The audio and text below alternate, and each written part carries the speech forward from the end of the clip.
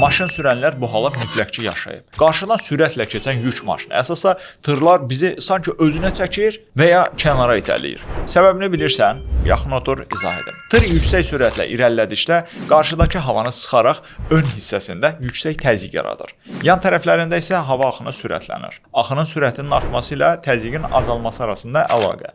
Bernoulli prinsipi burada qismən rol oynayır. Nəticədə sizin avtomobillə tırın yan səthi arasında nisbətən aşağı təzyiqli bir zona formalaşır və bu zona maşını tıra doğru çəkirmiş kimi hiss etdirir. Amma məsələ bununla bitmir. Tır yanınızdan keçib irəliyə doğru hərəkət etdikcə arxasında turbulent, nizamsız hava axınları və aşağı təzyiqli bir boşluq, sürüşmə axını yaradır. Bu hava cibi qəfil dağılarkən az əvvəl sizi tıra doğru çəkən qüvvə yox olur və avtomobiliniz bu dəfə əks istiqamətdə, yəni boşluqdan çıxaraq kənara itələnir. Beləcə bir neçə saniyə ərzində siz iki fərqli aerodinamik təsirin arasında qalırsınız. Əvvəl təzyiq fərqi və sürətlənmiş hava axını, sonra turbulent boşluğun xaotik geri təkanı. Əgər bu halı yaşamısansa, qarşıdan tır gələndə sükanı möhkəm tut. Çünki fizika səhvləri bağışlamır.